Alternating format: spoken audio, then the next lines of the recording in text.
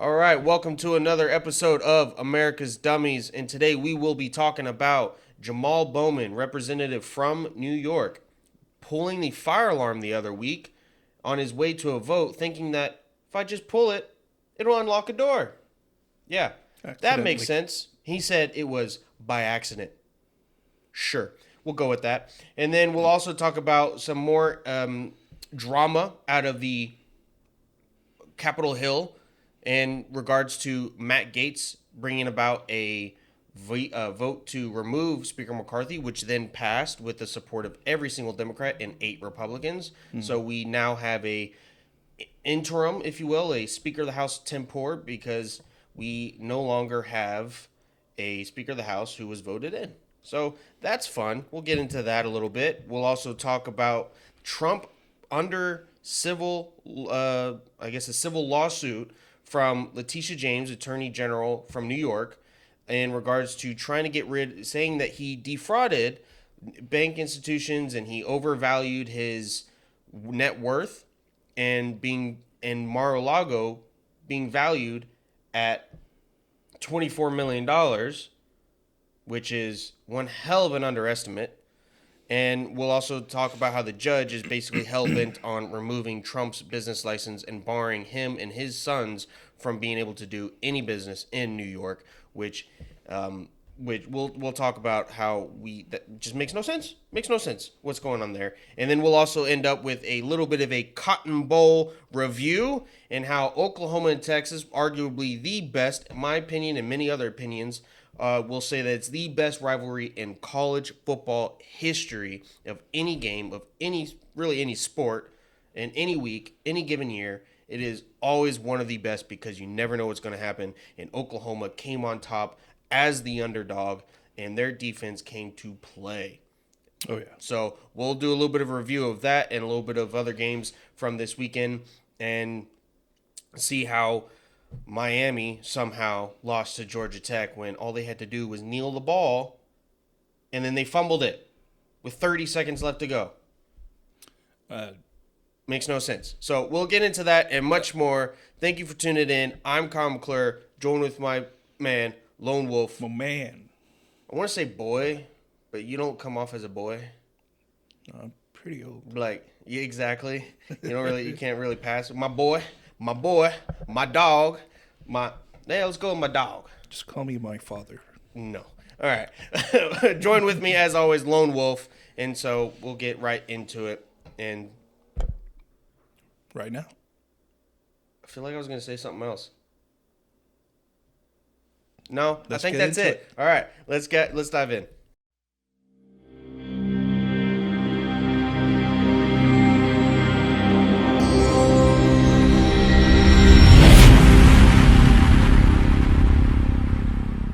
All right, and thanks again for tuning in today.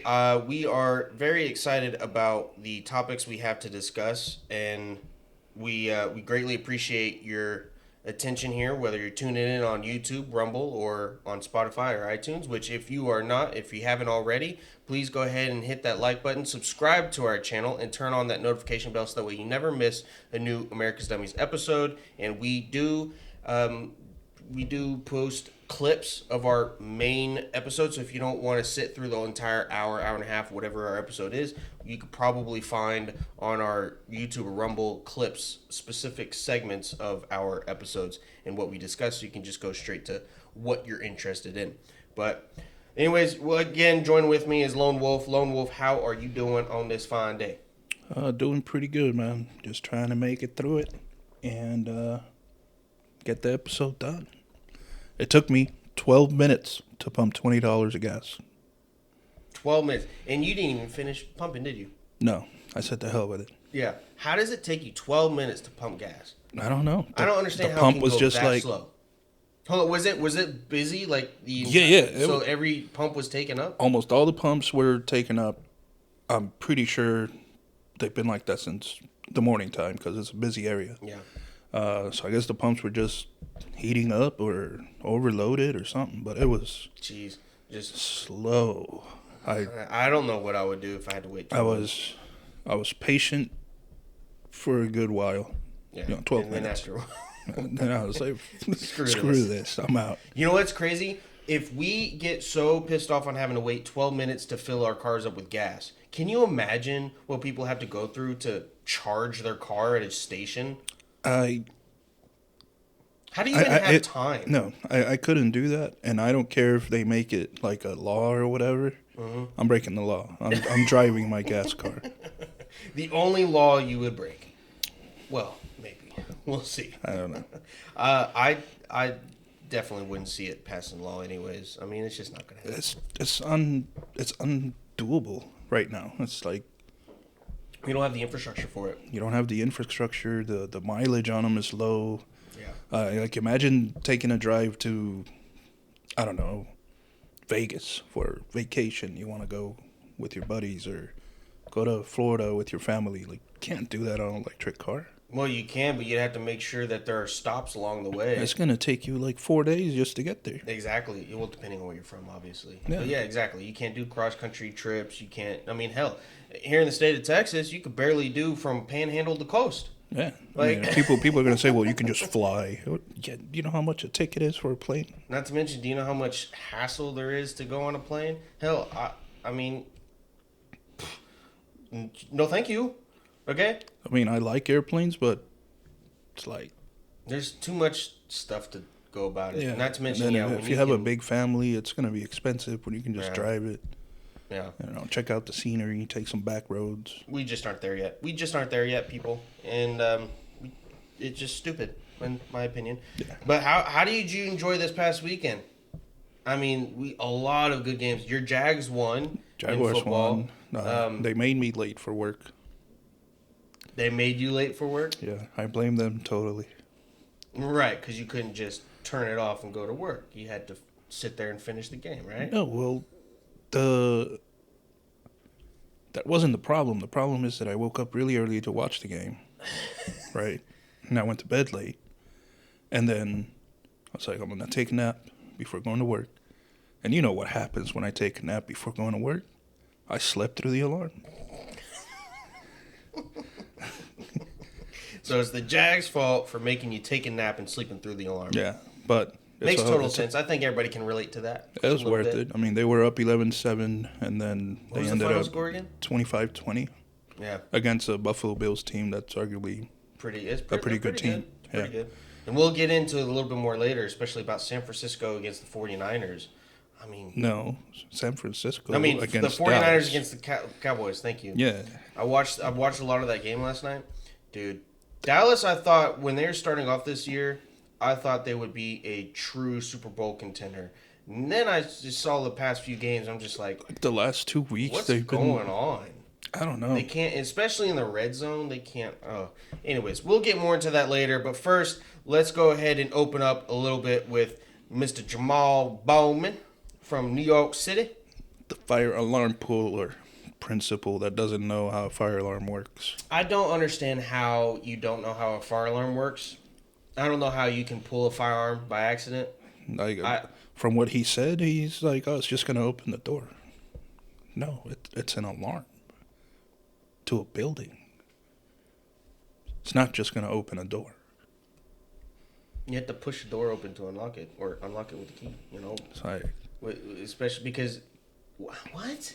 I just don't get it. Okay, so for people who are unaware, it was not this past Thursday, so it was a couple Thursdays ago before we had the it was late September, and there was a vote on the House floor that was supposed to be to stop the government from shutting down, to keep it open with spending. So it was essentially a stopgap. It was essentially a stopgap bill. Well, the Democrats obviously weren't getting the funding that they wanted, especially when it comes to Ukraine. And so a lot of the Democrats were trying to stall the vote. And in doing so, which they did unsuccessfully, next thing you know, with hours to spare, all of a sudden you have Jamaal Bowman, who said he was rushing to the floor to vote, came across a locked door that's normally unlocked, and he thought, oh, well, if I pull the fire alarm, then the door will open. Not thinking that the fire alarm will go off, Which, by the way, just pulling a fire alarm when there's no emergency is a crime in itself. It's a misdemeanor. Mm-hmm. And then if you're actually doing it with the intent to obstruct an official government proceeding, that's exactly what they charged January 6ers with and got them years in prison. So the question is, what the hell did he do it for? I mean, he says that it was an accident, but then he also says that he did it on purpose to unlock the door. So which one is it? The guy, it's a former school principal. He's done fire drills. He knows exactly what that alarm does. No. What he's saying is BS. He did it on purpose. That's my view, period. That's it. That's it, period. So no more to say about that? Yeah. He obstructed an official proceeding by doing it. Well, okay, but the thing is, yeah, he did it, but the thing is, can they prove it? Because he says that's a total BS. You can't prove that he did it on purpose, obviously, unless there's some kind of record on his phone or whatever, if he was briefed or told to do that. But so then the question is, if you can't prove that the January 6ers did it to obstruct the vote either, then how can you charge them? So essentially, there's two different justices, bro. I know. A slap on the wrist if you're a Democrat, if you get even a slap to begin with, and then prison time if you're opposite beliefs. Yeah. Right. So far, nothing, and there are people calling for him to be expulsed for his expulsion from the House, from Congress. There's calls for him to be charged under the same, impediment of a impediment of ongoing government proceeding. Obstruction of an official proceeding. Yeah, an obstruction of an official proceeding. And so there's calls for him to be charged under that, which is the same thing that January 6ers are in prison for.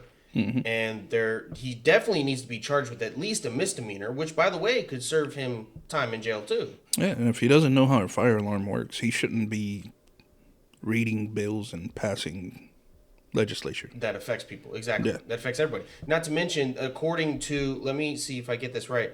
According to,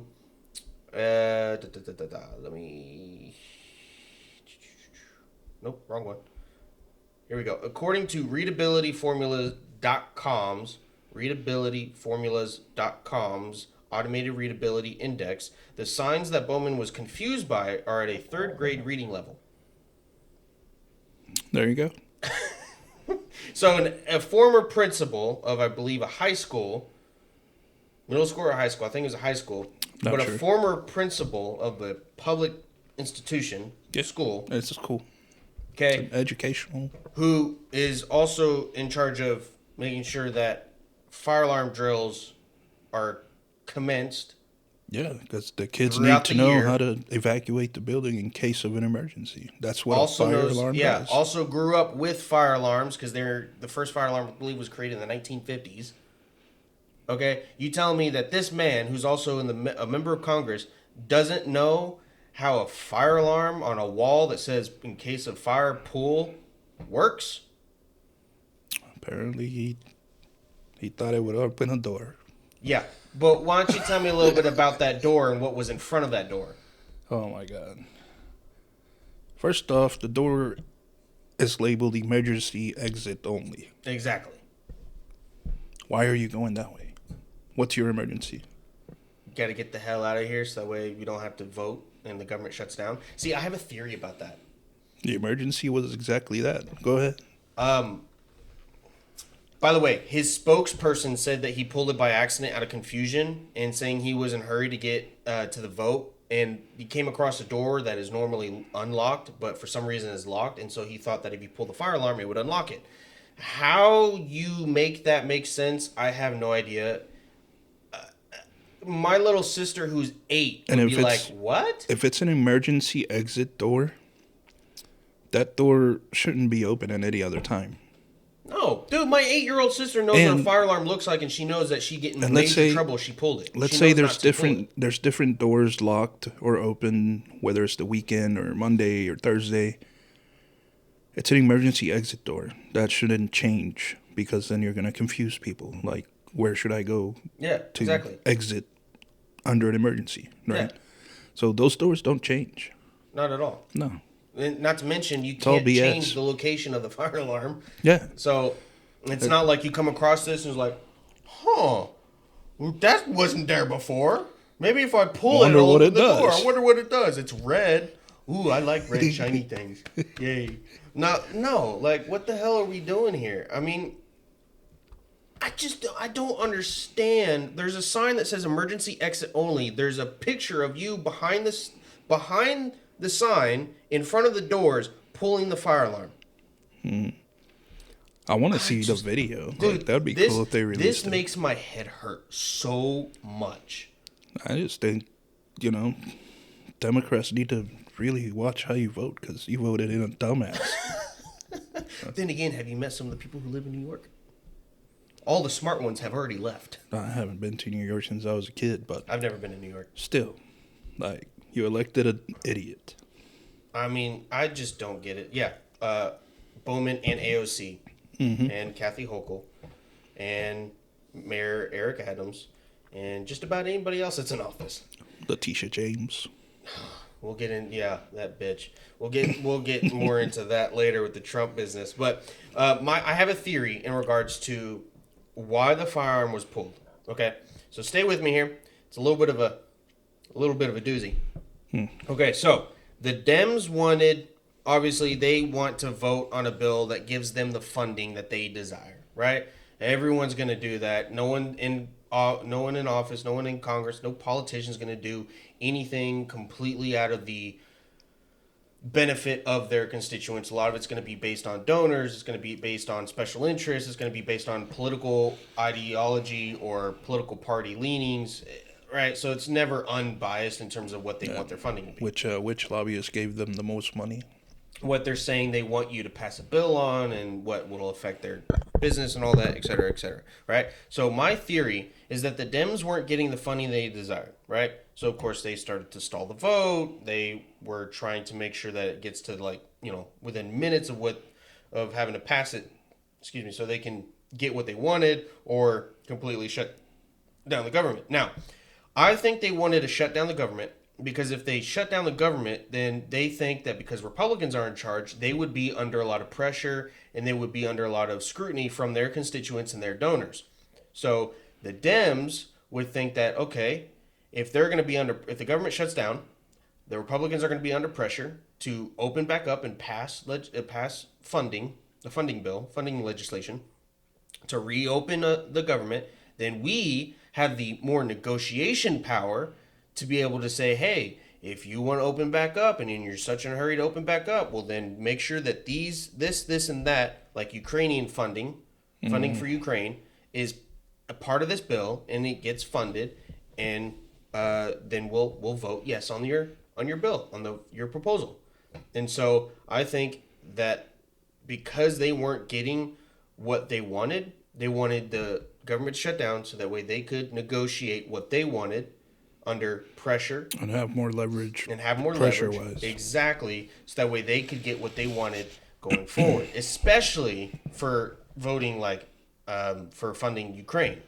And that they probably thought that the Republicans would possibly cave. Yeah, that's my theory. And to me, I don't have any proof to back it up, but I mean, just look at how the Democrats behave. Look at everything that they've done. Not to mention what turns out there was a poll. I forgot what podcast I was listening to. I think I was listening to maybe Timcast, but there was a podcast I was listening to where they said, or maybe it was the Wright Report. Either way, there was a poll that said that most people would have blamed the Democrats if the government shut down.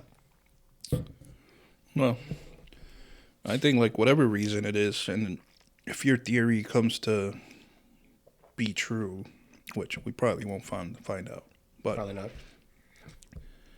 I just think it's an awful way of running the country.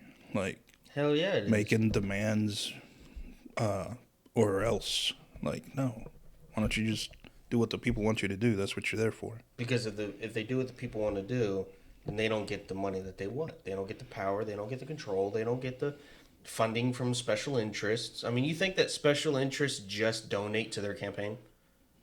How else do you explain all these people who serve in a public office having these multi-million-dollar houses, having all these insights to stocks, having all these nice ass cars, or having all these expensive vacations. Joe Biden as president going to multimillionaire estates when he's supposed to be serving us in office, and at the same time going to on vacation for 2 weeks while people in Maui are dying of a fire. They don't care. They don't care because it's all about them, right? These are some of the most sinful people on earth. I mean, yeah, you still got some good-hearted ones. You still got some ones that are actually fighting for the interest of America, but even then, they're not 100% pure. No one really is. No, that's just a human default. Yeah, so it's just, I mean, if you really trust anybody up on Capitol Hill, I'm sorry, but you're extremely naive. Extremely naive. There are people that are better than others. There are people who make better decisions than others, right? But then there are also people like Matt Gaetz who goes to oust Speaker McCarthy because Gaetz just doesn't like McCarthy. Never has. Yeah. McCarthy was one of the biggest holdouts when they were trying to vote him in. They've been going at it for years. Yeah. It's not new. No, not at all. It's not new. They just don't like each other. Now, keep in mind, and we're switching topics in case you couldn't tell to the speaker issue, which Speaker McCarthy, out of 110 years or something like that, has we've had our first vote in 110 years to oust a speaker, and I think it's the first time where the speaker's actually been ousted. And people are saying it's the end of democracy, the fall of democracy. This is what it looks like. It starts now. It's beginning. Blah blah blah blah blah. Just ignore them. It's not. Hell, if you know anything about the history of America, you know that there's been actual fistfights and brawls up on Capitol Hill because people weren't getting what they wanted. There's been a representative while on the floor who had a gun, a pistol pulled out on him right around the Civil War era. We used to settle duels, and we used to settle issues with duels. I mean, Alexander Hamilton died from our vice president from a duel. Mm-hmm. I mean, come on. You're going to say this is the beginning of the end for democracy? No, the beginning of the end for democracy is when you try and take we try to weaponize the justice system and the bureaucracies to enact your control, to enact your power, to make sure that you have one party rule, which is the Democrats. I mean, it's called the uniparty. The Democrats are trying to take control. They're trying to weaponize the FBI, the DOJ, the Justice Department, the Supreme Court, everything against anybody who goes against what they want, what they believe in. That's the beginning of the end, right? I mean, we can still fight back, but I mean, come on. Matt Gaetz filing to remove Speaker McCarthy just because McCarthy may have done some back-ended deals to keep with the Democrats to keep the government from shutting down. Yeah, bro. Now's not the time. Now is not the time. And out of all of this, like Jim Jordan, Matt Gaetz nominated Jim Jordan on the floor for speaker, and Jim Jordan supported McCarthy. Like he said, he was doing everything that they said they would do. Yeah. I mean, him or not, Matt Gaetz just didn't like the guy. No, Matt Gaetz has been looking from day one for a reason to get rid of McCarthy. Yeah. That's all it is. I mean, you had every single Democrat vote against McCarthy, which we knew they would because they vote like a hive mind would. And they go against the Republicans just because it's an R and a red, right? That's the only reason why. Mm-hmm. Nothing to do with principle, just because they're Republican. Political bias. And you had 8 people on the Republican Party join the Democrats in trying to oust Speaker McCarthy. Don't get me wrong, is McCarthy the right person for the job? Probably not. I mean, he was doing an okay job. He was following through with some of the things that he said he was going to. Yeah, he was not doing what he promised in terms of, or what the Republicans want in terms of reducing the amount of spending that we're doing as a country. But I mean, come on. We are facing so many threats from both within and without of Congress. I mean, we got the White House we got to deal with, and the feckless, mush-mouthed Joe Biden in office. And we've got to deal with Alejandro Mayorkas and his horrible job at the border. Exactly. I mean, and not to mention the funding with Ukraine, which is taking money away. Funding from Ukraine isn't just money. It's actually supplies, which is given a dollar amount. Right, so we're giving them 30, 60, 40, whatever $billion worth of aid, whether that may be weapons or food or whatever it is, right? But we have no idea how much it really is because they screw up on the accounting process of it. We have no idea where that money's or where that aid's going to, how it's being utilized. Yeah. And we're stretching ourselves thin to the points where now we have to back up Israel that just got attacked by Hamas, which we will be keeping our eyes on, and we will be covering probably within the next week or two once we get more and more information about it.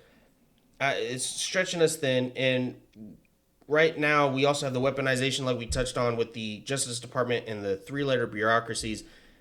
It is not the time to be trying to get rid, and many people have said this. Many people on the Republican Party have said that while we don't think McCarthy is necessarily the option, we also don't think that right now we need to be fighting amongst ourselves and ousting McCarthy. Yeah. If you want to get someone else in there, wait until we can afford to. Wait till after the 2024 presidential election. Yeah, and I agree with that. Also, like, and maybe this is good because, like, let's say Jim Jordan gets in there. I think he's a strong character that would probably bring the party back together like it's supposed to be. I agree. I agree with that. So maybe this is a good thing because, I mean, McCarthy... He's also from California. So... I didn't see him as strong. Like, you know, when Jim Jordan gets on the mic and he's speaking, like, he's tough with it. Yeah. He's one-sided. You know, his beliefs, Republican, you know. Constitutional, and he's, to me, he seems like he would do a better job at keeping the party from deteriorating.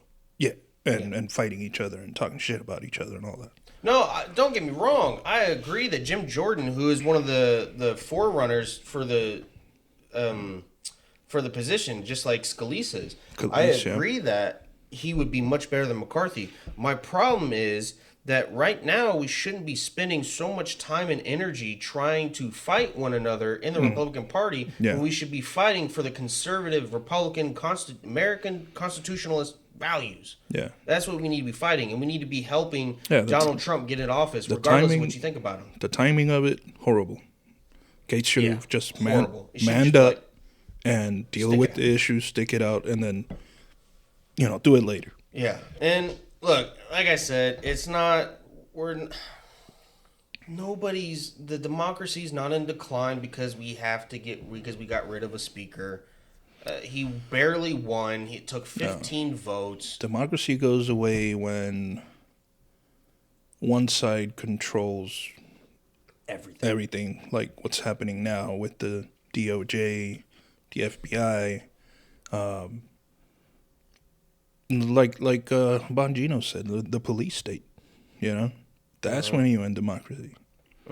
When the government can literally send whoever to your house and arrest you because you said, fuck Joe Biden. Beep. Sorry. That just came out. I know. But that's when you're going to see democracy fall. Yeah. The DOJ should not be pulling for a party. It should be the law. That's it. Yeah, that is true. And right now, we just have the law is not being applied equally in this country. Yeah. And that is tyrannical. Yep. That is not a free country. Nope. But the unfortunate thing is, too, you know what? I'll go to this. There is a upside to what happened recently with the McCarthy outage. Our pro tempore speaker, I forgot who he is. I've never actually even heard of his name before.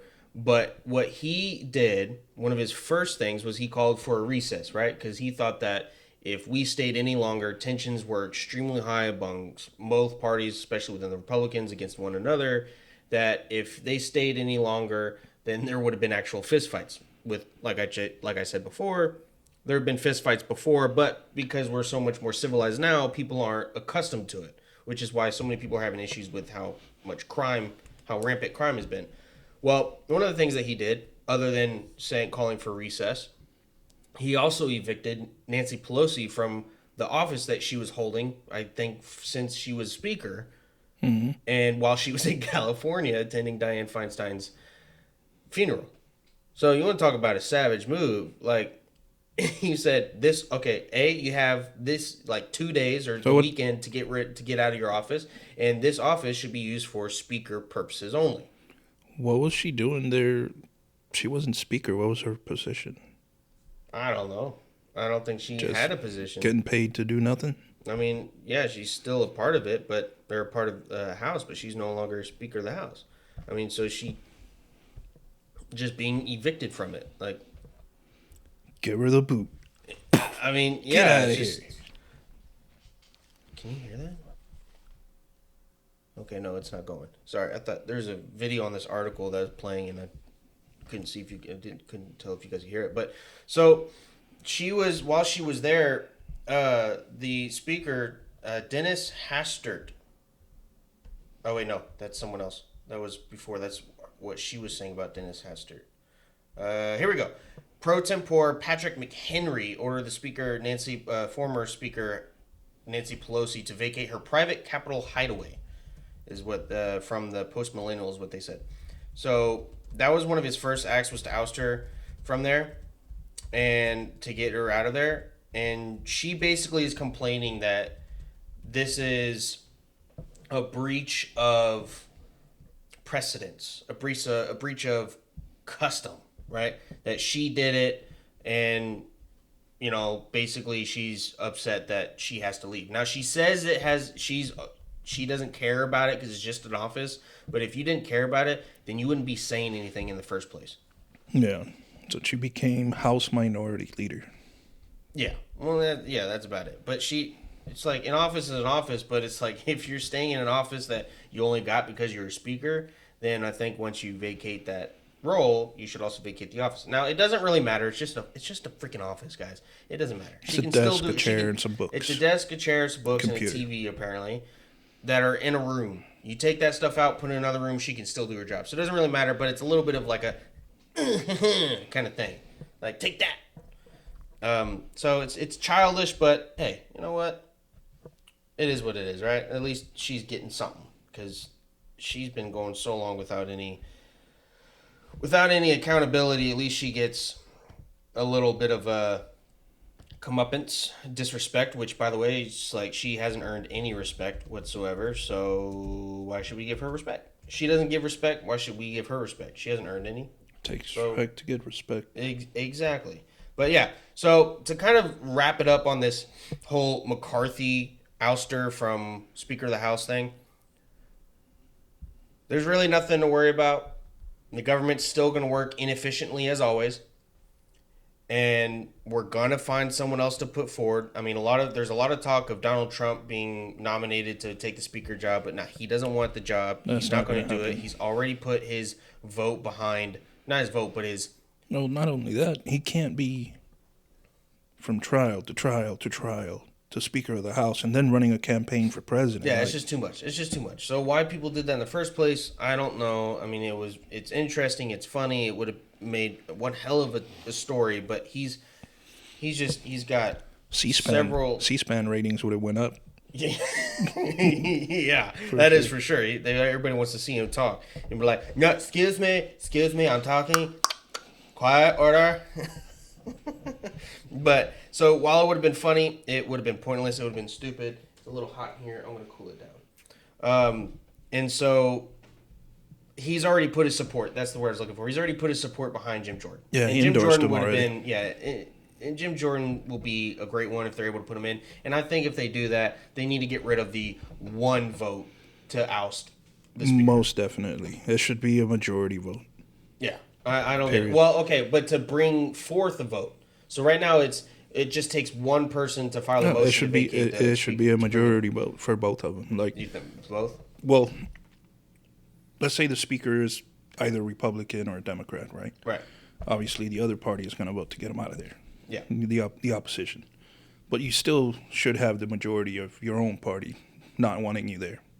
In order for you to be ousted. Yeah. Exactly. Or even to hold the vote. I mean, if you can get, like, let's just say 25% or 30%, maybe you literally need 50% of your party to bring forth a vote. It's so much better than just one person, because if one person brings up a request to vote how do you conduct business like that? Yeah, because then someone else has voted, then someone else has a beef with them. So they're like, no, I want to vote him out of speaker. You're just going to have fights every time you vote someone in. Which, by the way, a lot of people have agreed to do away with that process if Jim Jordan is Speaker of the House. Well, that's which just goes to show that he is obviously more trustworthy than McCarthy, and more people have faith in him to do a better job. Yeah, he said that too. Like that has to go. But I'm pretty confident that Wednesday? I think we'll have a speaker. Yeah. It's not gonna. When are they going for the vote? It's supposed to be this Wednesday. Okay. Yeah. Speaker of the House vote is supposed to be this Wednesday? Mm-hmm. But I'm pretty sure it's not going to take as long as McCarthy did because 15 votes. Jim Jordan's pretty likable, I think. Oh yeah. So it looks like Jordan has more support than Scalise. But if it's divided between Scalise and Jordan, then it's just like, great. Now who are we going to do if people who are vote for Scalise or Jordan don't want to change? If it's two people, you just need 51%. Is it? I think so. Because it wasn't like that last time. Last time you had to... no, that's true. Last time you couldn't, they needed the majority. Yeah, you need the majority of the... Yeah. Regardless. Yeah, you just need half plus one. We'll be fine. So, but we're going to move on from that. And don't forget, if you like our video, if you like our podcast, be sure to like and subscribe wherever you're listening or wherever you're watching. If you're on Apple or Spotify, be sure to give us a rating and go on to Rumble and YouTube. And if you're on Rumble and YouTube, don't forget to hit that like button, subscribe, and turn on those notification bells. And if you're on if you're on YouTube, go to Rumble because that's better and we won't get censored over there. So, moving on. We are going to talk about Trump business license being revoked.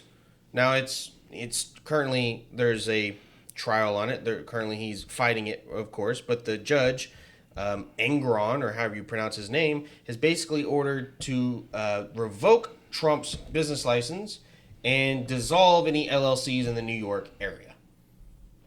All because he apparently frauded over years the value, or frauded institutions by saying the value of his net worth and the value of the things that he was getting a loan on was way more than it was. And the most contentious one is Mar-a-Lago. The 17-acre, 58-bedroom, 33-bath, 65,000 square foot building is only worth $24 million. With its own watchtower. Mm-hmm. Yeah, that in itself should be worth $24 million because that's just cool. You know what I learned interesting about why it's called Mar-a-Lago? So it was named back when forget the names or the year, but way back. So the property obviously is from coast to coast. Coast to coast, right? Right. West Palm Beach area. Atlantic Ocean, right? And then you have the intercoastal waterway. So sea to land, or sea to lake. And that's what Mar-a-Lago means. Sea to lake. Really? Mm-hmm. That's pretty cool. Yeah. I was like, right. Fitting name. That's a good job naming it. Yeah. It's a fitting name for the property, which, by the way, he bought it in, the 1980s for like $10 million? So you're 1987. So you're saying that the judge saying that the county tax assessment, which is literally for tax purposes only, you're saying that the judge valued it at 18 to 24 million or 27 million because that's what the county assessor did. Yeah, but that's not the value of the property. It's not the value of the property. Sell it. Exactly. So you're saying, because Trump was saying that between 2011 and 2021, right, that Mar-a-Lago was estimated between 430 million to 612 million.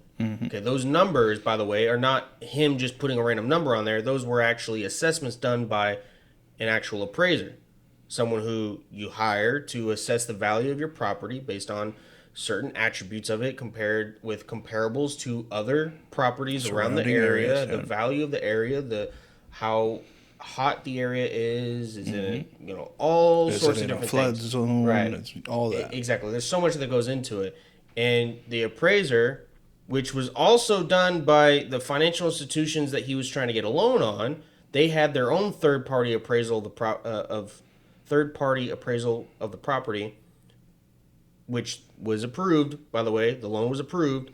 So you're saying that the value from different appraisers, one used from the Trump organizations and one used from the actual financial institutions that you're claiming were defrauded. Is it defrauded or frauded? Frauded. That were frauded. Whatever the correct term is. You're saying that the value that both of those appraisers came up with is incorrect because the tax assessor in West Palm Beach, who also says it is not a fair market value, came up with a much different number? Which, by the way, because of that, Zillow also states that Mar-a-Lago is only $24 million. Yeah. And how much... Go ahead. Look, just to put it in perspective for people, Zillow... which has lost my respect. Trulia, Realtor.com, same house right here. At 500 Regents Park Road in Palm Beach, Florida, just like a block away. 6 bedroom, 5 bath, 6,500 square feet. On half an acre, is worth $40 million. That's how much the sale price is. Are you kidding me right now? It's for sale right now for $40 million on half an acre. Half an acre. A 6-bedroom home. 6,500 square feet. So literally a tenth. A tenth. So you multiply $40 million by 10. And you get $400 million. And that's the bare minimum. Yeah, that's the bare minimum because, you're not counting that Mar-a-Lago's been renovated. It's presidents stay there. Like, all that kind of stuff. Like Mar-a-Lago is it's a unique property. You can't just buy Mar-a-Lago anywhere. Yeah. You can't. If you put it up for bid, like Trump said, it'll probably go up in the billions. Yeah, absolutely. I mean, so here's the thing too. We got to understand Letitia James, who is the Attorney General of New York, also ran on her campaign. Who is also a Democrat, also ran on the campaign of getting Trump. Yeah, literally, getting Trump. She's been she got the position targeting Trump. Yeah. She's been on video saying she's going to be a pain in his ass and all that kind of stuff. So this is like this is not bipartisan. This is not. No. This is all politically motivated, and it's a civil suit. It's a civil suit, right? And the reason why it's a civil suit. Well, actually, I won't say the reason why it's a civil suit, but she's bringing it to a judge in the civil court because, and by the way, with no apparent victim. All because the New York law allows you to bring forth a civil suit like this, even if there's no victim. Okay, she wants $250 million from Trump and the organization, and she also wants Donald Trump and his 2 sons to be barred from doing any type of business in New York. Yep. And make no mistake, this is not because she thinks that anybody was frauded. She's not doing this because she thinks there are victims. She's doing this simply because she wants to tie up Donald Trump and keep him from being able to run an effective presidential campaign, along with tie up all of his funds, along with all of his other cases that he's got to fight. This is all election interference. All election interference. They know they can't win. Whether you think this is legal or illegal, or whether you think the election interference is tied to 2020, what you think, it doesn't matter. They're literally trying to keep in any form. If Trump is the nominee, they can't win. And that's why they're going at it so hard. Yeah, it's just like they can feel their grip. They have a tight grip on everything, right? They can feel their grip loosening. They can feel, let's just say you have a rope in your hand. They can feel the rope moving out of their hand. Yeah. So they think that the answer is to tighten it and tighten it and tighten it. And it just keeps coming out, And so that's what they're doing. They keep tightening down. They keep doubling down. They keep trying to attack him and using the Justice Department, the justice system, to attack a political opponent, quite literally weaponizing it, just like we said earlier. That should be illegal. It is illegal. But no one's doing anything because the Democrats are the ones in power. The Democrats are the ones that run these institutions from the higher-ups. You got good people who are trying to do their job, but when you have the people who are in positions of power and control in these bureaucracies, then everything you do gets shut down or you get threatened with being fired. Yeah, that's true. So, by the way, Judge Egeron, or however you pronounce his name, also smiled for the camera before Trump's trial started, because guess what? He took the opportunity to be like, Look at me. Yeah. Hey. Yeah. Hey. Yeah. Look, I'm smiling. One ear thing to I- ear one thing because I I'm didn't getting like- my 15 seconds of fame. Yeah. One thing I didn't like that he said is that if he had to come to a ruling, it would be hard for him to keep his emotions out of it. Yeah. Like, what do your emotions or feelings have to do with interpreting the law and ruling on it? Yeah. The statute of limitations alone, you should just dismiss the case. Yeah. And he also has stated, too, that So he has stated in a video, and I quote, "I've had situations where I'm like, oh my, heaven's sake, how could they have thought that?" In regards to The jury, right? the jury's decision. Calling And the then juries dumb. Exactly. And then he says, quote, "Well, I have a tool that I can deal with that," unquote. And he goes on to say, quote, "It's called judgment notwithstanding the verdict.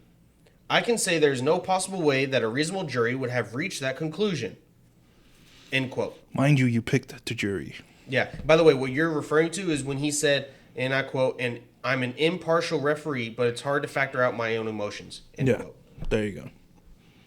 Like, I mean, are you serious right now? You got You're a judge? You got a biased Democrat attorney general that is literally attacking Trump because she doesn't like him. And then you got a judge who is saying that he can't keep his emotions out of this and can say, well, I don't agree with the ruling of the jury, which is 12 individuals. He's so obviously biased too. Exactly. So therefore, I can just come in and say, well, notwithstanding the verdict, I'm going to come to my own judgment. Like, are you freaking kidding me right now? Not to mention, you don't know anything about real estate, so you took a different state's tax assessment valuation of the property as the actual valuation of the property if he were to put it up for sale. If you were to put it for sale, he could put it up for sale at $700 million minimum up until $2 billion. And somebody will probably buy it. Offers will be made. Offers will be made, exactly. And there will be people that we don't know because they're so wealthy, they are able to keep their names hidden. Mm-hmm. By the way, according to Newsweek, by the way, which is completely leftist, it's not independent, it's not right-leaning, it is a left-leaning website, a left-leaning organization, and they even basically have an article, right, that actually proves that the valuation the judge put is false. It is not the actual valuation, okay? So they go on to talk to the actual Palm Beach County assessor who appraised the value between $18 million and $27.6 million, okay? And Trump had put it between $426 and $612 million during that same time period of 2011 to 2021, okay? Which they say that it's an over-evaluation of at least 2,300%. It's not true because they weren't doing an assessment for tax purposes. They were doing an assessment for actual worth of the property. And that's what you do when you're trying to calculate your loan-to-value estimation, right? Yeah. The bank's not going to give you even... I mean, you've purchased a house. You know exactly what the process is. Yeah, the bank comes. The bank sends their own assessor to make sure that the figure your assessor gives the bank is right. Yeah, exactly. So... the bank sent their people. The bank approved the loan. The loan, Trump said, is either current or paid off. And I'm sure there was interest tacked onto the loan, so the bank made their money. Mm-hmm. Trump paid their loan back. Yeah, and if the company, if the financial institution was frauded, don't you think they would have actually brought forth the... They wouldn't have approved the loan, and they probably would have filed... for a criminal lawsuit. A criminal probably not lawsuit. Just civil, it'd probably be criminal. Because fraud in the financial realm is a criminal offense. And if Trump is being sued for doing the, words are escaping my mouth. Whatever. Your mind. Yeah. But, so is Trump being sued for frauding, the institutions, fidgeting the numbers? Why isn't the bank being sued as well? Yeah, because that means they because the bank did it too. Yeah, that means their assessment was a fraud too. Because they're not going to give Trump $700 million when the property's worth $24 million. Hell no. And by the way, so from the Mr. Jackson, the chief property appraiser for Palm Beach County, told Newsweek that its assessment were based on assessments for tax purposes only and not for financing or for a lending institution. So his is not meant to give you a valuation if you're trying to get a loan. That is not what it's for. It's for tax purposes only, which he goes on to say, quote, we look at their memberships, the number of members, their annual membership dues, the expenses that it costs to run the facility, and then we trade a capitalization rate, which includes the tax rate for the jurisdiction, end quote. That was in reference to trying to appraise the value of Mar-a-Lago and 9 clubs in that county. Okay, these are businesses. It's basically all for taxes. It's basically how much money is the business making, and this is how much taxes you pay on that. Exactly. And then he goes on to say, quote, we don't look at the property any differently than we do any properties here in Palm Beach County. They're all assessed equitably and fairly, regardless of whose name is on the property. And then he goes on to say, everyone has an opinion. We have an opinion, and our values are set on January 1st of each calendar year, and it's only for an assessment purposes, not for reappraisals or private appraisals that someone would want to determine that their property is worth. So that right there should show to the judge. You show that right there to the judge. You get that. You get Mr. Jackson up there into New York to say that this is exactly what I said. That's correct. This is not the evaluation of the actual worth, the fair market value of this property. So no, your ruling of Mar-a-Lago being worth $24 million is incorrect. The appraisal value for a private determination, for private appraisals, to determine what it's worth, that's what you need to do it off of, not for tax purposes. So why this judge is making a ruling before it even goes to trial for jurors to determine is beyond me. I have no idea why. He doesn't know what the hell he's talking about, and he dismisses anything coming out of what are real estate experts. He dismisses everything they have to say. He dismissed it as, I forgot what word he used, dreams. Because one of them said that if you were to put it up on the market, one can dream up anyone from Elon Musk to Bill Gates to kings, emperors, and all of that to actually go and purchase the property. And then he said, well, we don't do it based on the dreams, the opinions of dreams, right? So let's see. I want to see if I can find that exact one because it was extremely interesting how he used his terminology against him when that's not exactly what he was saying. So he said, so a real estate investor, a real estate broker, right? His last name is Mowens.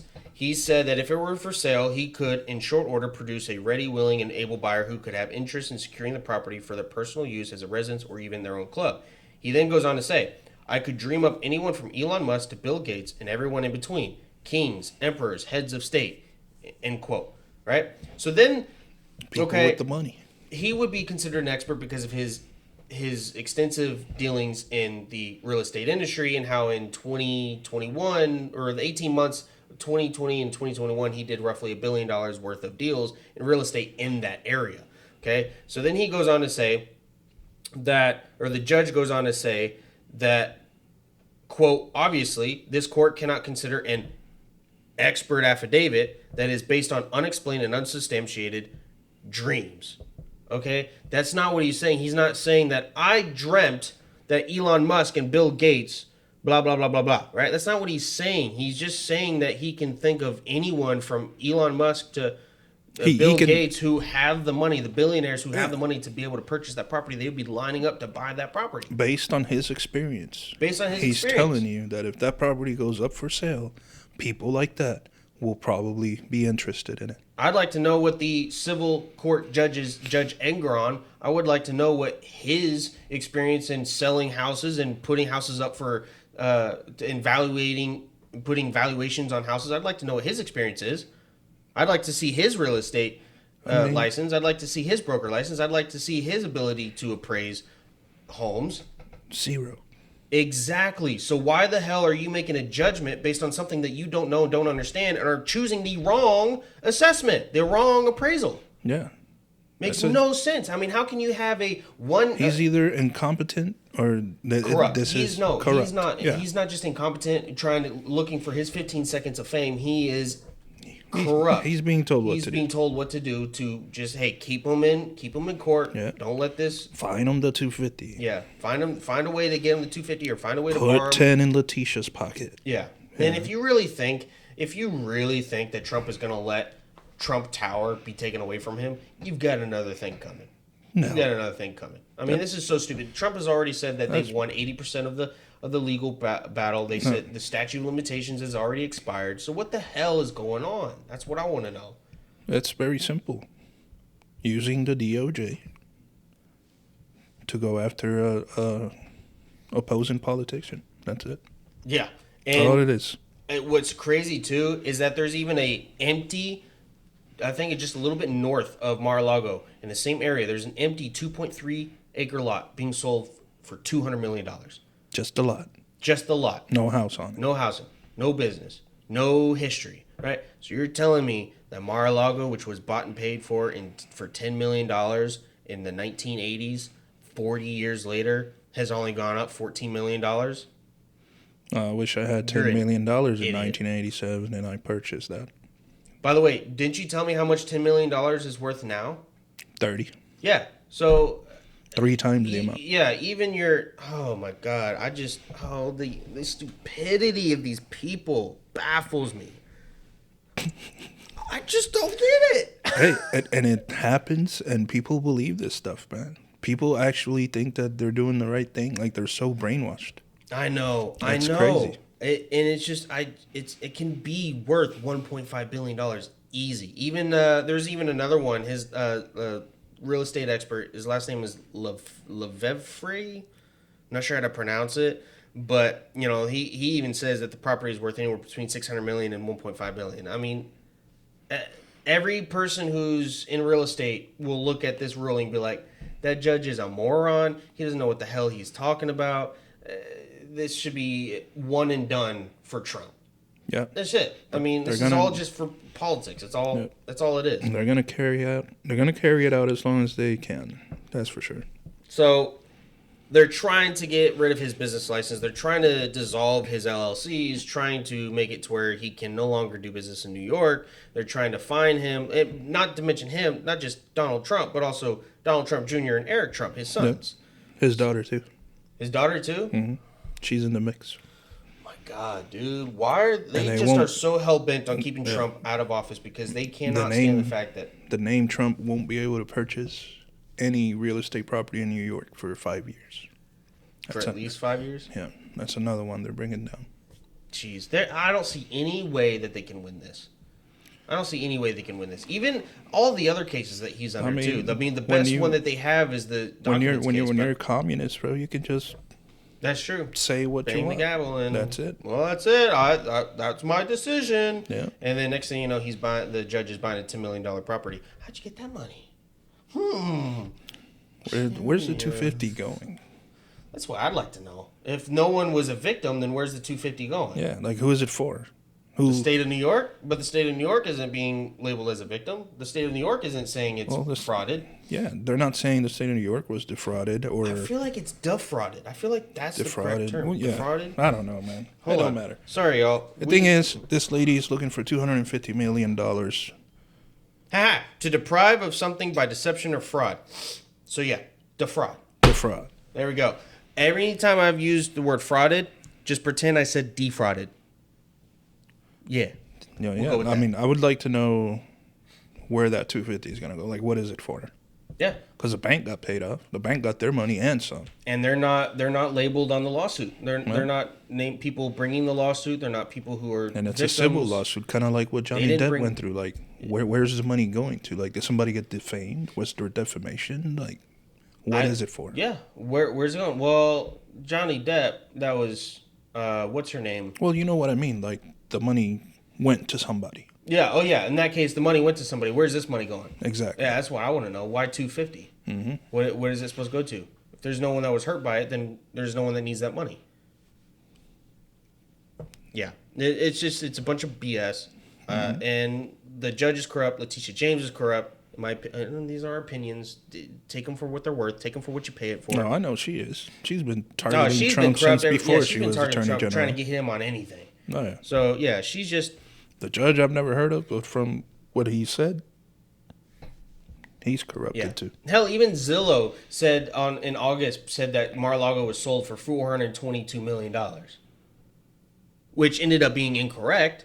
It wasn't being sold. It didn't get sold. It wasn't being transferred to somebody else's name. So they had to mend that mistake. But at the same time, it's just like if Zillow is going to say it's worth $24 million, which is incorrect. That's their estimate. If Zillow's going to say that, if they're going to mess up and say that Mar-a-Lago was sold for over $400 million, if people Zillow, I'm never going back on Zillow ever again. No. By the way, if I ever did, it was just because I was dreaming. It was just because I was dreaming. I wanted to see what was out there. It'd be cool if Trump puts up the house for sale. He's not. He's already intended that. I know he's not going to, and because you got the memberships and the members and all that, and that's probably his brings baby. In $25 million a year. Yeah, so, but I would be interested to see the number on the websites if it does go up on sale. I'd honestly, if he were to do it, probably be like $1.3 billion. Because if it's anywhere close to the prices on the surrounding areas, I'm gonna buy that shit. Just because I'm gonna make a lot of money. Yeah, no kidding. I mean, it's just ridiculous. Anyways, I don't think anything is gonna come of it. I don't think he's gonna lose this lawsuit. It's just distraction. I think it's just a distraction from what's going on. I think it's to bog him down with even more lawsuits to keep him from being able to run. So it's just a bunch of BS. That's all it is. It's just a distraction. But either way, we thought it was an important piece of news because everybody wants to know what's going on with Donald Trump, and it's more election interference at its finest. Oh yeah, big time. So, but do your own research, come to a conclusion based on what you're able to find if you're interested in it. Otherwise, you could probably just ignore the story and just know that they're continuing to attack Trump because they don't like Trump because he's a threat to the deep state. All right, moving on to the football. Last topic of the episode. It is glorious that Oklahoma coming into the Cotton Bowl, the most contentious, most bloody game of college football Saturday, came in as underdogs and whooped the living shite from Texas. All right, maybe not whoop the living shite of Texas. Okay, but either way, I'm a huge Boomer Sooner baby. So I can't tell you how loud I screamed in my apartment by myself my underwear. I bet.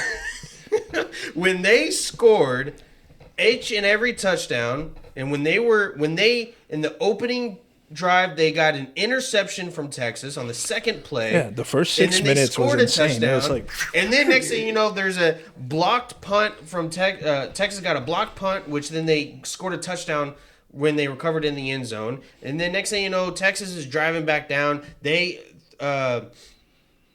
Oklahoma scores, and then Texas at one point is driving pretty well, and then they fumble it, and then it's just like a missed opportunity for Oklahoma to score a touchdown going into the half. Missed opportunity for a field goal to extend the lead towards the end. It's just back and forth.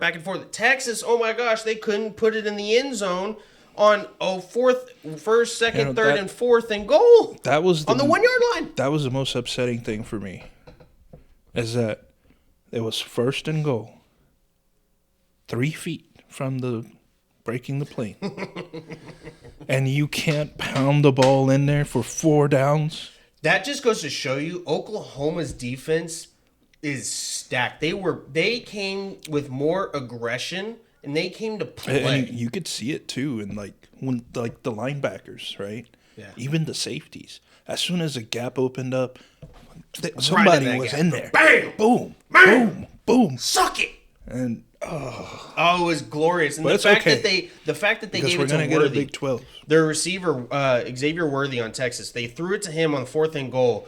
Right? It looked like he could get it. But then he got hit, and then another Oklahoma player, safety or corner, came in and hit him up top to push him away from the goal line to keep him from going into the end zone. I mean, that was amazing. Those 4 downs were embarrassing. That was, in my opinion, that is exactly what won Oklahoma the game. Yeah. That was what won Oklahoma game. The offense did okay. They made 0 mistakes on offense, like no turnovers or anything like that. The only thing is they missed several opportunities that could have put them in the end zone or could have gotten them first downs. That was what it was. So Oklahoma had a cleaner game, and they came in there to win it, right? They came in there with a little bit more aggression on defense, Especially on Dylan defense. Gabriel, 285 yards in the air, 113 yards on the ground, responsible for 2 touchdowns, including the 72-yard, I think a 75-yard drive right there with a minute 17 remaining. That's what I was going to talk about. That minute 17, as soon as he threw. All right, so Oklahoma can run a fast offense, right? Yes. That 2-minute drill. NFL style. NFL pounded on you, no setting up, no talking, we just go. Yeah. Right? Not substituting, which makes the defense gassed. Yeah. So you can't substitute, right? Or you're going to get a penalty because they're going to snap it. They're going. Yeah. So when that first pass was thrown, the first play with that minute 17, Yeah, I think it was Stoops. And it was a first down. They allowed that first pass to be a first down. I knew. I knew they were driving it. Yeah, and it's crazy, too, because you had Texas score a 45-something yard field goal with a minute 17 remaining to take the lead 30-27. Yep. And then you're just thinking, okay, Oklahoma's not been the best on offense today. Their best runner's been the quarterback. They've missed several opportunities on throwing. So you kind of wonder, how is this drive going to be put together? Now, this whole time I was praying, God, please give Oklahoma the opportunity to win. The commentator said, this quarterback is built for this. Yeah, you know what's crazy, though? The entire time, I'm like, God, please give them the opportunity to win. He's like, don't worry. They're going to win. And they won! So as soon as he threw that first ball, I was like, that's it. Dude, as soon as I saw that, and then the second one, which was across the field to, I think, Farouk, and he was able to get out of a tackle and get a first yard and out of bounds. At that point, snap. To me, the defense at that point didn't know. Like, the play calling went out. They didn't know, are they going to run it, pass it? They lost it from that first throw. And on that drive, too, on that same one, what gave them the opportunity to put it in the end zone, Dylan Gabriel threw it to one of the receivers going down the sideline, but the defensive back interfered by pushing him out of bounds. So they got a flag for pass interference, which brought them which was at the spot of the foul, which was in the 10-yard line. Yeah. So I think it was on first and goal, maybe second and goal. I can't exactly remember which one it was. The pocket was collapsing, right? They did 2 outs, one by the tight end and one by one of Nick Anderson, who's 6 foot something, right? Like, I want to say over 6'4". Okay, so the pocket was collapsing. I was like, no, don't take a sack. Don't take a sack. Next thing you know, the ball's in the air. He's wide open. He catches it. The crowd goes wild. Woo! And that's sorry, if you can't tell that I'm excited that that's when Kyle's neighbors knocked on the door. Shut up. I'm telling you, you could probably hear me yelling so loud on the other side of the building. I mean, I was so excited. By the way, in case you guys don't know, my entire family are Longhorn fans. I'm the only Sooner. Okay? In case you didn't know that, now you know how big of a deal this game is for me. Growing up in Austin, Texas as a Sooner, and my entire family Longhorn fans, and everybody doubting the Sooners. Everybody saying Venables can't turn that program around in under a year. He can't take it from a 6-7 program to a national championship caliber program. Guess what just happened against the number 3 team who also beat Alabama, the Crimson Tide, and everybody was favoring Texas. So what are the chances there's a rematch? Probably extremely high, except here's the thing.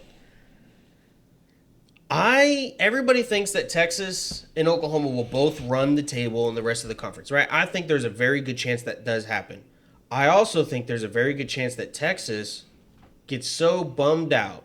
They better not. And they get so frustrated and that they have a game to where they start performing poorly in the first quarter or the first half, like they did, or like they've done several times, they start to get demoralized during the game, and they kind of have like a little bit of a PTSD moment back to the OU Texas game, and then they start getting in their own heads, they start making more mistakes, and I think there's an opportunity for a team down the road to beat Texas. And so I think there's a good opportunity that Texas will lose one more game. You know what? I'm going to put it out there. My prediction is Oklahoma runs the table for the rest of the year. Texas loses one more game. Okay. That's my prediction. Now, I also think that even if Texas wins one more game, they are not college football playoff um, material, but they are still able to possibly go into the Big 12 championship, depending on how the other teams do. Well, we're gonna find out. And by the way, Oklahoma was number 12 going into this. They bumped up to number 5. Yep. And Texas dropped to 9. Yeah. So Told you. that was nice. 5, and 6, I like 7, that. 8. And I think Oklahoma, and they go into a bye week coming up, so that's going to be nice too. And so, hey, Texas has a bye week too, does it? yeah, Texas has a bye week going into it, so they get to heal, they get to Think take a about breather, it. Go cry a little bit, let it out. Dude, when I was watching come back. I actually started watching the post game interview with Coach Steve Sarkisian and 2 defense players and Quinn Ewers. Dude, when they asked Quinn Ewers questions, okay, he was very quick to the point, was kind of just like doing this, on his face and just kind of like not really looking reporters in the eyes, looking down. You could see that it looked like around his eyes were red, like he had been crying. Just understandable. It's a big game. There's a lot on the line, and it's like a playoff national title contending type game, right? That's what it feels like. It's like college Super Bowl mid-season. Exactly, in mid-season, exactly. It's just always been like that because you never know. So he looked like he didn't want to be up there. He looked like he didn't want to be up there. I mean, he looked defeated, deflated, everything in between it. I mean, that boy just. Well, I mean, he had a good game, but at the same time, he made a lot of mistakes that cost them the game. The 2 interceptions, the fumble. I mean, he did have 19 completions in a row, and he was pretty smart after those mistakes. But he messed up so early that, regardless of what you think as Texas as a second-half team, just couldn't compete. Couldn't compete. By the way, Oklahoma's just going to get better. Oklahoma's just going to get better after this. You know how much momentum and how much confidence that gives them? And if Brent Venables is able to keep them humble along with their leaders on defense and offense, feel sorry for UCF. Oh yeah. By the way, Dylan Gabriel, the quarterback for Oklahoma, guess where he came from? Don't tell me. UCF. Same with Jeff Lebby, the offense coordinator. So who do you think's going to win that game? Oh no, y'all are gonna stomp UCF. Oh yeah, we're gonna stomp them to the ground. By the way, I want to point out a few other things. Did you know that Texas and Oklahoma, 119th meeting between them, the last year that they're in the Big 12, their first meeting in the SEC next year, which will also be the 120th meeting between them. That's going to be awesome. So Oklahoma has won 60% of all the games against Texas since I was alive, since I was born, 1998. Okay, so they have won like 16 out of 26 games against Texas since 98. They are over 500%. 500 over .500. They're over 50. They've won over 50% of their games against Texas since World War II. And Oklahoma is a powerhouse since World War II. Oh yeah, that is when they really came to fruition. I don't see how anybody would talk down about Oklahoma. You can't. I mean, hell, that's a well-established program and its prestige. Exactly. I mean, hell, on their years where Oklahoma has no business winning against Texas, kind of like people thought this year, they come in and they destroy them. With this game, you never know, and vice versa too, because it's such an emotional game, and when there's emotions involved, everything's out the window. Yeah, it's like a big-time rivalry. Everything. So, I'm looking forward to what happens. Oh, one more awesome coincidence, by the way, for the game.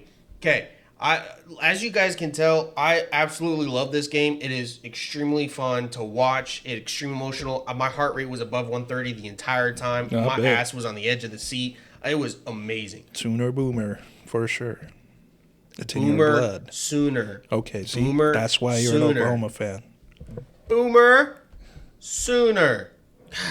Sooner to be a Boomer. I got to punch you in the face. But anyways, so in this game, Nick Anderson scored the game-winning touchdown with 15 seconds remaining. Okay? Mm-hmm. With roughly the same amount of time remaining, 2 years ago, his older brother, Rodney Anderson, scored a running touchdown to bring the total from 48 to 54 then 55 after the PAT, to 48 for Oklahoma. So his brother 2 years earlier Did the same thing. Ran a game-winning touchdown. That's pretty cool. And then 2 years later, Nick Anderson, the younger brother who's a receiver, scored the game-winning touchdown. I mean, both of them forever. By the way, that was 2021, 2 years ago, when Rodney Anderson scored that. The same year where Oklahoma was down 28-7 in the first quarter. You told me about that. And they came back to win it. I mean, come on. Both Nick Anderson, Rodney Anderson, forever cemented in history. Oh, yeah. They're on because the walls. of their... And by the way, sure. that was Nick Anderson's first catch of the game. His first catch of the game was the game-winning touchdown. His first catch ever of the season, touchdown. Wow. The boy's averaging like 28 yards a catch. He's got like 5 or 6 touchdowns. That's crazy. Anyways, No. Move on. Something bizarre. Miami gives the ball back to Georgia Tech. Yep. With like 30 seconds left. Yep. Georgia Tech has no timeouts. Mm-hmm. Miami's up. Mm-hmm. They can kneel the ball and end the game. Mm-hmm. Now, why did they decide to run another play and then lose? I don't know. That's the thing. Miami lost to Georgia Tech. Yeah. Miami, which is now ranked 25 after going down, they went down 8 spots. Like, when I saw the score, I was like, okay, Georgia Tech came to play. But no. Well, they did. Well, they did. Because they were close. Yeah, they were close the entire game. But Wasn't this at Miami, too? Yeah. It was at home. Yeah. It was at home. Like, what a mistake is that? I mean, I don't know what the coach was thinking. I need to call the coach. Bro, what were you thinking? Bro, do I need to come over there and slap you in the face? Like, bro. Like, was it on purpose? It can't be. But that's the thing. It's like you had 30 This seconds. is fundamental. All you had to do is kneel the ball because Georgia Tech didn't have a timeout either. You kneel the ball, the timer runs out because you got 40 seconds on the play clock. Yeah. So you run the timeout. You run the timeout and you win the game. But no, you run the ball. The running back fumbles it. Georgia Tech recovers, and then somehow your Georgia Tech receiver to score the game-winning touchdown gets behind 3 defenders. I don't understand. How do you allow that to happen? Like, to me, somebody needs to investigate that. Dude, if I was the quarterback... Like, the university needs to be I know, dude. Was there something going on? Was he responsible why for the did game? you do that? But at the same time, even if you run the ball, you can't guarantee, unless the running back is in on it, that they meant to throw the game. You don't have to take the chance to do that. That's true. You don't have to take the chance. You can kneel it. Exactly. So my question is, why didn't anybody on the sideline or up in the booth or the quarterback be like, Coach, just kneel it. We're kneeling it. We're kneeling it. We're not running the ball. No need to risk an injury. No need to risk a fumble. No need to risk the quarterback himself could have just kneeled it. Yeah, the quarterback would be like, no, victory formation. Get up. Yeah. And if the coach called a timeout because he was like, I want to run the ball, I'd be like, no, screw you, coach. We're kneeling it. We won this game. No need to keep your pride in it. No. It's like, why? I don't understand why. No one does. No, everyone's going to be baffled by it. That'll probably be generation. One of the like, what? Dumbest moment of the year. Absolutely. How do you the stupidity of humans baffles the hell out of me. Like, I didn't play football like you did, and I don't follow it like crazy like you did. But if I'm playing Madden and I'm up by 3, I'm doing victory formation. If you don't have timeouts and I can run the clock out, I'm running it out. Absolutely. The NFL is going to do it. Every other college football game or team's going to do it. There's no. Just Miami. They wanted to run the ball again. Why? It wasn't necessary. Like, not only your running back fumbled it. Why risk like an injury or something like that? I know exactly. See, for me, it wouldn't have been so much as risking a turnover. For me, it would have been like, we're kneeling it. I don't want to risk anybody getting hurt. It's done. The game's over. In the last 30 seconds. Yeah, the game's done. We won. Good job, Georgia Tech. You played one hell of a game. Let's kneel it. No, let's give them the opportunity to win. And he did. And they did. Yeah. It's so stupid. Beyond bizarre. By the way, another one that was extremely close, USC. USC had to come back in, third overtime to win it by 2 points against Arizona? Which, by the way, Arizona, not this past week, but the week before that, who did they play that was also extremely close? They played Washington. Washington only beat them, which, by the way, Washington I think is one of the best teams in the country. They only beat or lost to Washington by 7 points, by a touchdown, 31-24. Yep. And so USC, which classic Lincoln Riley, no defense to USC, with Miami, his offense. Texas, all these top 20 teams losing, or almost losing. Being and then not to mention last week you had against Colorado, you had a very comfortable lead, and the Colorado came back to within like 27 points, but they scored like 20 unanswered points. It was it? So USC scored 14 in the third quarter against Colorado a couple weeks ago, and then Colorado scored 13 after that, and then in the fourth quarter 14 to USC 0. So they literally almost came back to win it. USC have too many issues on defense that almost lost them to Arizona. They're probably going to lose to Notre Dame or Utah if they keep it up. Washington and Oregon, they got to play this year too. And Alabama needs to wake up, or they're going to be out. Because Alabama took care of business this past weekend, but yeah, at the same time, A&M put up 26. That's true, 26-20, and A&M could have won. I watched the replay, dude. Yeah. A&M could have capitalized on so many things because A&M looked like the better team. A&M, the way they played, they looked like the better team. How they didn't win, I don't know. I don't get it. And so right now we don't have any teams other than maybe Michigan coming away and looking like they're the one to run the table. But at the same time, we got to see how Michigan performs against everyone else that's a little bit better competition. Yeah, I think Michigan is the only one now that's been stomping.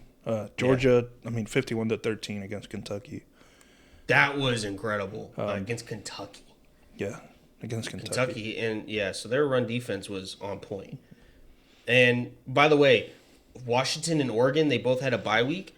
This coming weekend on the, what is it? What's this Saturday? Saturday the 14th. Washington and Oregon play each other. Ooh. That is going to be a high octane game. Yes, that is going to be very interesting. I have no idea who's going to win. I have a feeling the thought in my head is Oregon's going to win. Well, Michigan's playing Indiana. I want to see what week Michigan's going to have a good contender. Let's see. Michigan and Michigan State's always a pretty good game, but Ohio State and Penn State.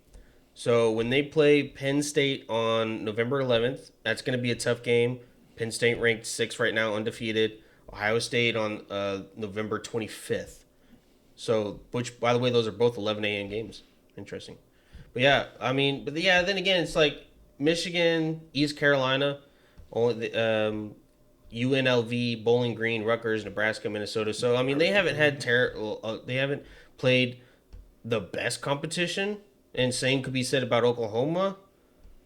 And many people said the same thing about Oklahoma going into the Red River Rivalry, but I think we'll find out how Michigan is built once they get into bigger teams. Yeah, once they start playing against better teams. Yeah. By the way, Louisville also number 25 going into the weekend, now number 14, beating Notre Dame. Louisville beat Louisville beat Notre Dame 33-20. Yeah. So Notre Dame by the way, Notre Dame barely winning last weekend against let's see, who was it? Duke. That's who it was. Duke. By winning 21-14, and then they lost by 3 points against Ohio State. So they were beaten. They're like physically beat up past 2 weeks, and then they go into Louisville, an undefeated team that was playing pretty well. They go in and Louisville just demolishes them by 13 points, which in college football could be a mile. Oh, yeah. Right, depending on who's playing and how well you've been playing. That's for the 2 day. scores. That's quite a bit. Yeah, and now Notre Dame plays USC coming up. That should be a good one. That's going to be a good one. Damn, their schedule sucks. So Notre Dame, in my opinion, is done. USC, Notre Dame is done. They've already got 2 losses on the season. USC, I think, is going to lose at least 1, 2. I think they're going to lose at least 2 games. Their defense just can't compete with some of these other teams. And so that's going to be extremely interesting. I think Oregon's going to win against Washington, but I'd like to see Washington win because Washington's been a pretty good team over the past couple of years. Mm-hmm. So we'll see how things play out this weekend. It's going to be super interesting to see how everything unfolds. But some of the my match up to look at is going to be Oregon and Washington coming for this weekend. Then let's see who else I want to keep an eye out on. You got Ohio State and Purdue. So I think that's not going to be one. I think Texas runs the table until November 24th. Who they play November 24th? Texas Tech. Really? You think Texas Tech is going to give them an issue? Well, I mean, I want Texas to win, obviously, but they just they seem to drop the ball at some point. Yeah, well, I definitely think they're going to lose. I think they're going to lose against Kansas State. Kansas? Kansas State. Yeah, I think they're going to have a hard time against Kansas State. Not Houston, not BYU, TCU. Yeah, it's either going to be Kansas TCU or... might. That could be a good game. I don't know. We'll see. But at the same time, Texas could be very pissed off about how they performed this past weekend. They could be like, you know what? We're just going to run the table, meet up with them again at the end of the year. Ass, and then Big 12 championship will get them back. In the Big 12 championship. That would be crazy, bro. Hell yeah, brother. We're going to have to... Something happened to the power at work that day. Well, it better be at 11 a.m. It's 11 a.m. We're closed today. Oh, no. I guess we'll just have to put on the game. By the way, I think last year was 11 a.m. The year before that was 11 a.m. So I think it's an 11 a.m. game.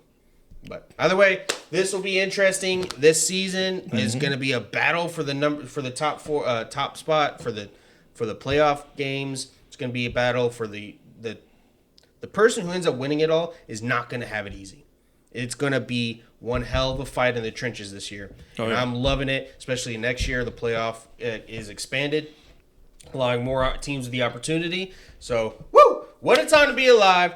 It is interesting. That is our wrap-up on college football, and that is our wrap-up for this episode. We greatly appreciate you tuning in. Let us know what you think about us down below, what you think of our opinions on the Mar-a-Lago issue, as well as what you think about what should happen to Jamaal Bowman, right? Do you think he should be charged with a misdemeanor, with a felony? Do you think he should go to prison? What's your opinion of what happened? Do you think he actually did it by accident, and if he's that incompetent, or if it was a plan, if it was a ruse to shut down the government?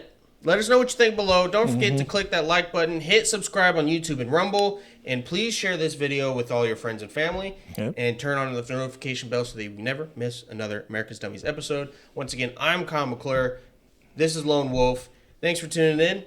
Till next time. Peace.